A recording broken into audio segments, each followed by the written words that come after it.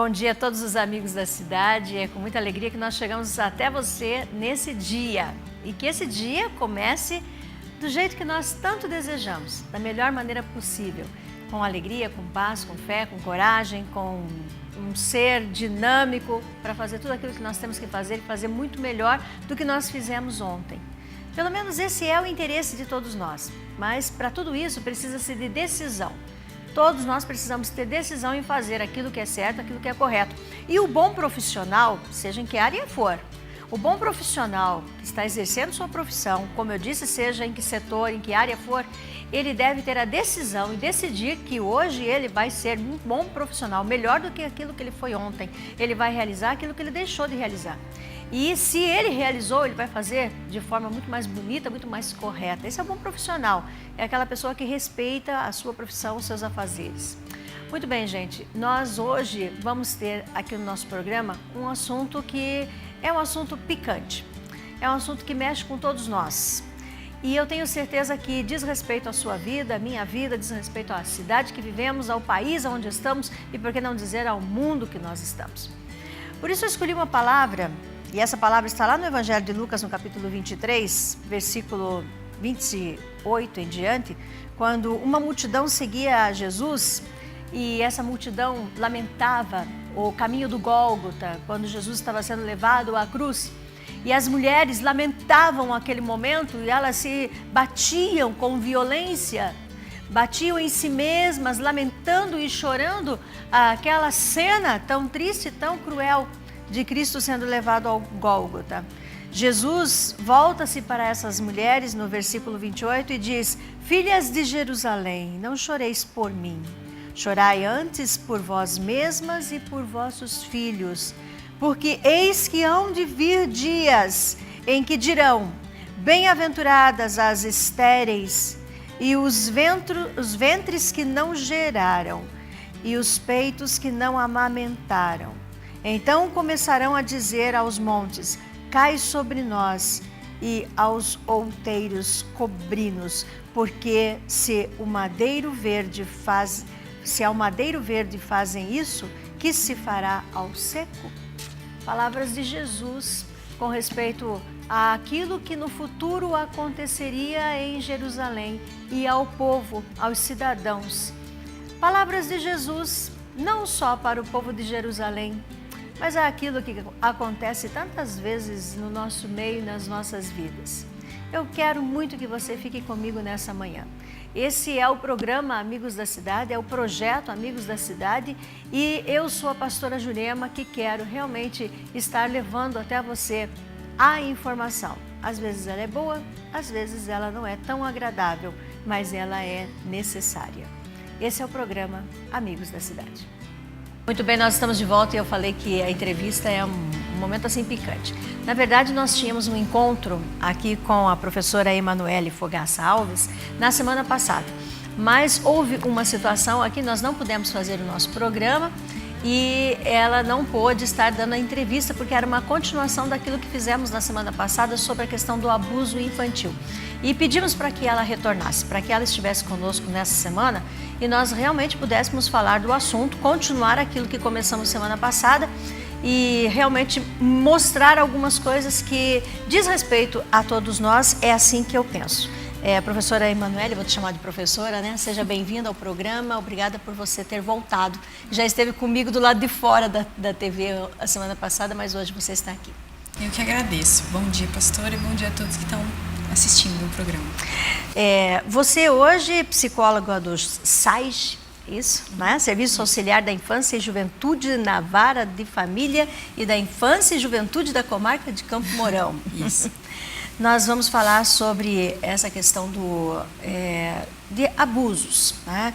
Meninas e meninos que passam pelo abuso sexual e que vocês ali, que você com certeza tem o acesso a essa estatística, tá?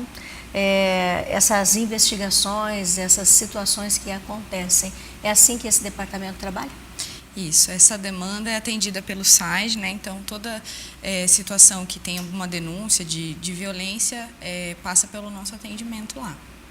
É importante nós pensarmos assim, quando nós olhamos os casos de abuso infantil, pensar como que tudo isso acontece dentro da estatística, dentro de tudo que vocês estudam e que vocês atendem, como que isso acontece? O que é o abuso realmente? Isso é uma questão importante a gente dizer exatamente o que é o abuso, porque existe um conceito no público, no grande público, de que o abuso consiste na relação sexual ainda, né? Mas o abuso, ele abarca muitas outras práticas, né? Vamos entender, então, que o abuso parte da relação, assim, de uma pessoa que se favorece com relação a outra pessoa, né? Se favorece aí da sua força, da sua inteligência, da sua rapidez, né? Então, não são só as crianças que são abusadas, né? Um idoso pode ser abusado por outra pessoa, né? Porque ele tem um raciocínio mais lento, não tem tanta força. Então, quando uma pessoa se favorece de alguma coisa, é uma situação de abuso, né? E no caso das crianças, é assim que acontece, né? É um adulto que se favorece aí da força ou da inteligência, de uma rapidez de pensamento aí, e acaba abusando dessa criança, né? E como que pode acontecer o abuso? Passando a mão, fazendo a criança manipular aí, né, os seus órgãos, fazendo a criança presenciar situações, né? Então, isso tudo é chamado de abuso, porque isso tudo é uma violência contra a criança, né? Então, lá no SAIJ, onde a gente trabalha, a gente está para isso mesmo, né? Para mostrar como a criança sofre com essa situação. Então, a gente tem esse preparo mesmo, né? Para atender de uma forma diferente, mais tranquila para a criança, né? Mas entender tudo isso que ela passou. Vocês ali atendem especificamente as crianças? As crianças e adolescentes. Adolescentes, né? que foram de alguma forma violentados, isso. Abusados. Esse abuso pode ser um abuso mental? Pode sim, mas normalmente não é só psicológico ou só mental, né? Normalmente vem associado a outras práticas aí. E emocional, né? Quer dizer, entra dentro do emocional e do físico também. Uhum. Ali vocês atendem, então, crianças pequenas, de que idade? A partir de que idade? Olha, a gente não tem uma restrição, não. Assim, dependendo da denúncia, a gente faz essa tentativa. Tem alguns casos, né, principalmente com relação às crianças pequenas, em que é difícil, né? Passa-se um tempo da situação de abuso, então a criança não tem uma noção de tempo como a gente tem, ela tem dificuldade de se expressar, então acaba sendo mais difícil. Mas eu já atendi casos de crianças bem pequenas, antes de completar seus 3 anos de idade, aí, que tinham uma fala assim, coerente, com detalhes que correspondiam à denúncia, então que foi importante fazer esse atendimento. Então, crianças pequenininhas a gente já atende, né? Até o público adolescente. Quem que pode levar, né? Se uma família vai detectar alguém dentro da casa, da família ou na escola, acaba detectando que uma criança está sendo abusada, essa pessoa, ela pode levar essa criança, pode levar uma denúncia? Como que essa criança chega até vocês? Isso é importante dizer, né? Esse caminho, em toda situação de violência que a criança ou o adolescente sofrer, o primeiro passo é encaminhar para o conselho. Tá? Muitas vezes acontece a denúncia dentro do ambiente da escola ou dentro do ambiente da casa mesmo, de um coleguinha, então a pessoa tem que se remeter ao conselho. Se for na escola, tem que se remeter ao conselho também. O conselho faz essa primeira abordagem, se preocupa em tirar a criança da situação de risco, então em muitos casos a criança está em contato aí com o suposto agressor aí, né? Então a primeira medida é essa, né? Garantir que a criança está bem. E essa primeira abordagem é do conselho tutelar. E aí o conselho tutelar tem que fazer alguns encaminhamentos, né? Encaminhar para a delegacia, encaminhar para o Ministério Público e encaminhar a criança também para tratamento. Para nós, chega a situação através de um processo. Então, quando é encaminhado para o Ministério Público, é encaminhado para a gente. Daí a gente que faz esse atendimento. Então, assim, não é a partir da denúncia É um que a processo. gente vai, que os pais vão chegar a procurar a gente. Eles vão procurar primeiro o conselho tutelar. Existe um processo para tudo isso, né? Para que os órgãos venham estar levando essa criança até vocês. Nós entendemos assim que o abuso, ele pode chegar em várias áreas e de várias formas até essa criança. Pode ser dentro de casa, pode ser fora de casa. Tá? A maioria dos casos que vocês atendem acontece começando dentro de casa? A grande maioria dos casos, a violência acontece dentro de casa. Não somente com os familiares, mas também é uma grande parte. Então, assim, mesmo os pais, né? Quando eu digo pais, é pai e mãe, né? A gente está falando das figuras de pai e mãe, padrasto, madrasta, tios, né? Outras figuras também, avô, e uma figura que a gente não pensa muito, mas assim, são esses conhecidos, né? A gente acaba confiando, mas é bem importante a gente ter critérios em quem a gente coloca dentro de casa, né? Essa figura desse conhecido, desse tio aí que vem de fora, mas está muito dentro do contexto, aparece bastante nas denúncias aí, né, de violência sexual. Vou te chamar de professora, como comecei chamando, né, por você ser professora também na Faculdade de Psicologia, né, no curso de Psicologia. Professora Emanuele, como reconhecer uma criança, quais são os sintomas, que características que uma criança começa a apresentar, vamos começar com a criança, né? Que ela começa a apresentar dentro do contexto familiar, dentro do seu grupo, talvez até na escola mesmo, de que ela está sendo abusada. Uma coisa importante é que assim, a gente não pode assim, generalizar, porque cada criança, cada pessoa tem a sua maneira de lidar com as coisas da vida, tá? Então, assim, não é porque uma criança não manifestou um comportamento que, então isso não aconteceu, porque ela não falou nada, porque ela não agiu dessa forma. Mas tem alguns comportamentos que a gente costuma observar mais, né? Então, o que a gente percebe é que normalmente a criança acaba se retraindo, ficando um pouco mais receosa. Então, é uma criança que já não recebe muito bem o toque, né? Um toque de carinho, ela já estranha, já se assusta um pouco mais, é uma criança um pouco mais assustada. E em algumas situações a gente também percebe que é uma criança que manifesta a sexualidade de uma forma diferente também, né? Vem muito essa denúncia para a gente de que a criança está tendo uma fala, um comportamento, né, dentro da escola, muitas vezes, que não condiz com a idade dela, né? Então, ela já está tendo interesse nos outros amiguinhos, ou chamando para algumas práticas aí que não condizem com a idade, né? E isso são comportamentos importantes. Então, acho que essa questão do receio, né, da criança ficar um pouco mais assustada, ou dessa criança que tem esse comportamento que a gente fala de sexualidade aflorada, são indicativos importantes. Mas cada criança reage de uma maneira. E uma coisa importante também para a gente dizer é que não são só meninas que são vítimas de abuso, né? Eu falo que, assim, a maioria das pessoas pensa que são só as meninas, e a grande maioria ainda é, mas a gente atende muitas denúncias de meninos que são vítimas de abuso. Então, os pais, os familiares, os professores têm que estar atentos também a esse público e às manifestações que esses meninos também vão apresentar. Veja bem, ainda que meu tempo é curto, mas dá tempo para que a gente possa entrar nessa área, eu acho.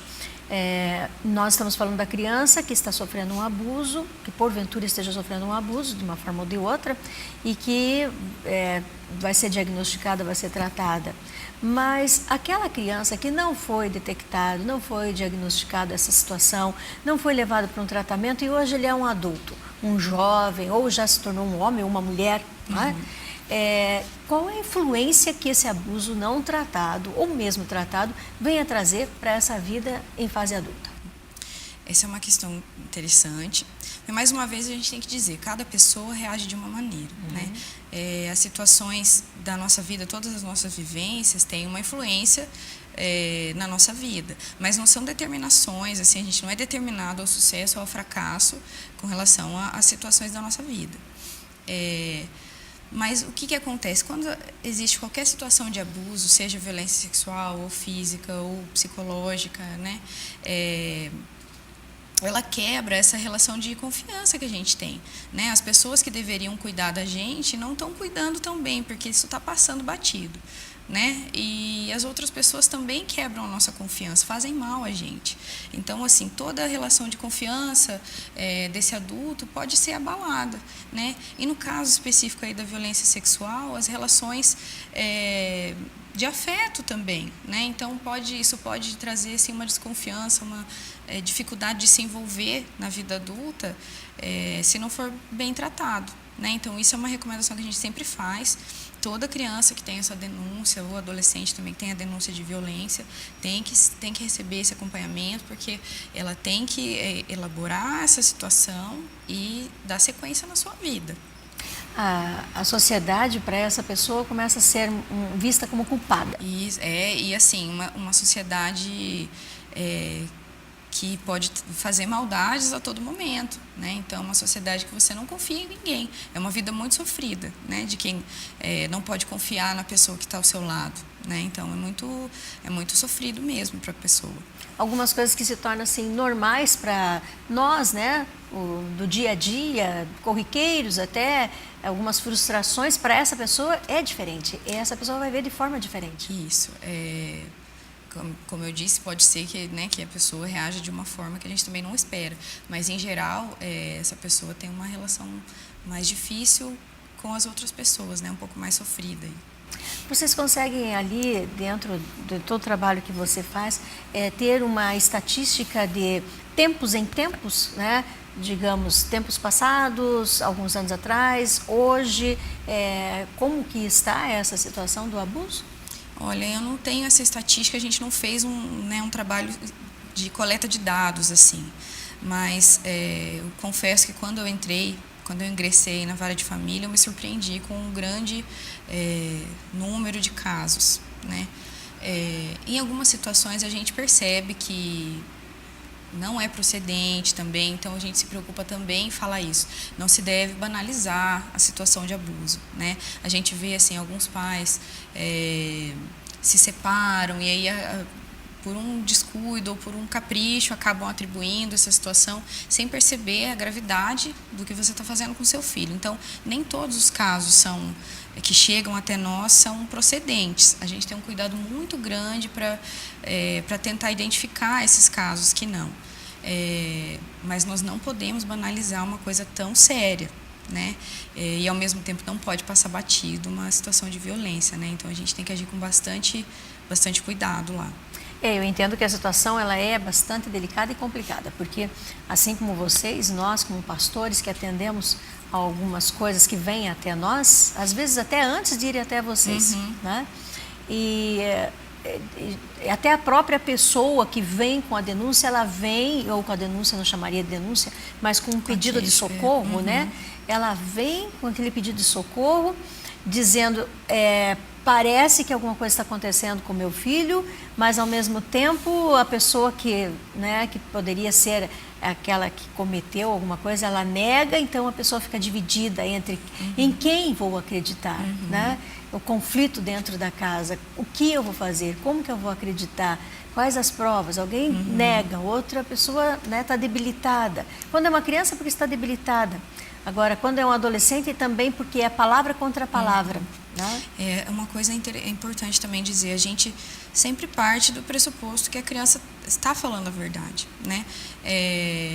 A gente tem que investigar muito bem, é claro que tem situações que não é procedente, então a gente tem que entender que vantagens essa criança estaria tendo, ou esse adolescente estaria tendo, em inventar uma situação tão grave, em falar sobre algo que não é do seu contexto, né? A gente tem que cuidar muito com isso, mas a gente sempre parte da verdade, né? De que essa criança está sendo verdadeira e que alguma situação aí não tá legal, precisa ser investigada.